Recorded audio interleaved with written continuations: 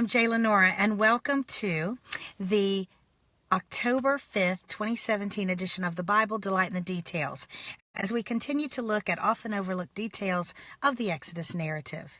Yesterday we talked about how in Exodus chapter 15, God led the people of Israel to Elim, a place meaning large trees, where he sustained them with 12 springs and 20 date palms. We talked about how dates are one of the most nutritious and fully complete foods on the planet, and how God was clearly providing for them in such a perfect way.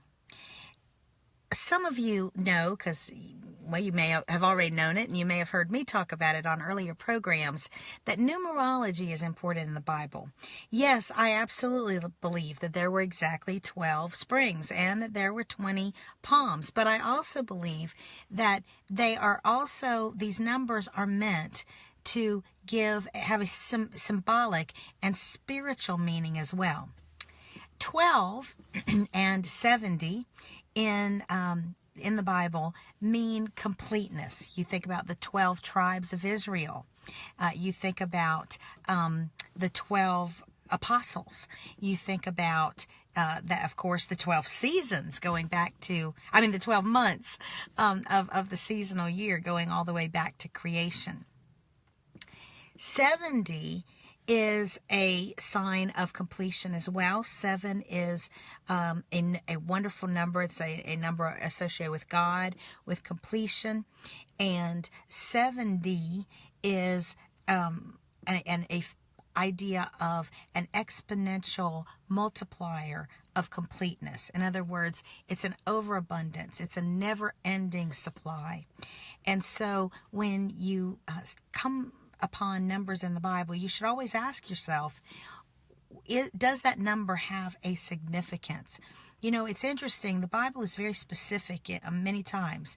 And when there is specificity on a number, you probably can take it to the bank, so to speak, that there is actual significance in the number. Because sometimes things are not given with numbers, but when they are, your little ears need to perk up and you need to think about them.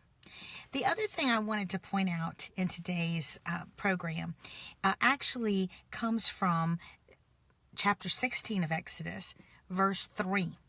It wasn't very long from that wonderful sufficiency at Elim that the people started to grumble again against Moses, which shows us how the human condition is, frankly, rather ungrateful and also very short-lived of feeling confidence. We really are like sheep, very skittish, and everything has to be perfect or we're very, very upset. But what this particular verse shows us is something very interesting about how psychology works, often to our detriment. Listen to these words. The Israelites said, "If only we had died by the Lord's hand in the land of Egypt, when we sat by pots of meat and ate all the bread we wanted. Instead, you brought us into this wilderness to make this whole assembly die of hunger." You know, it's funny, but the human condition is that when we're down, when we are frustrated, when we're frightened, we have a tendency to exaggerate, even when such is ridiculous, even when it's obviously not true. My friends, these people were slaves in Egypt. They were not sitting by any pots of meat. Slaves were not allowed to sit. That's one of the whole points behind the Passover meal being done with plenty of time, and you were to recline because slaves were not allowed to do that. And so in the Passover, the way you did the Passover, it had that luxury that would never have been available or afforded to a slave. This is ridiculous to say that they were sitting by pots of meat. They were not. Also, eating all the bread they wanted. Really? Really? When you got a Pharaoh who's not even giving you the straw you need to make the bricks, do you really think Pharaoh's letting you eat your fill? of all the bread? I don't think so. So their frustration, their fear, their lack of faith is being compounded by this natural tendency that we have when we're down to exaggerate just how bad we are down. And I got to tell you, I have some friends in my life who exaggerate things too. You'd think, oh gosh, the world's fallen in. The other thing is, he says, then we attribute motives to people that aren't true either. Really? Moses brought him into this wilderness to die?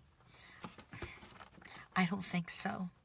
This man put his life on the line many times in order to try to get them out of Egypt. He didn't have to do that. He could have just had a happy life, first of all, in a very privileged position as a prince of Egypt. And then, once he was on the run, he could have stayed happily just by himself and with his wife and children, and apparently a father-in-law he loved and who loved him and supported him off in a foreign country. He didn't have to come back and do all this. My friends, be careful. Let us all be careful that when we are down or frightened or we don't know what to do, we don't make our situation even worse by wild exaggerations. It does not do anybody any good, and it makes us look rather silly. Just like the Israelites look a little silly in this particular situation. But then don't we all, at times? I'm J. Lenora Bressler. Visit me on the next edition of The Bible. Delight in the Details. Have a great day.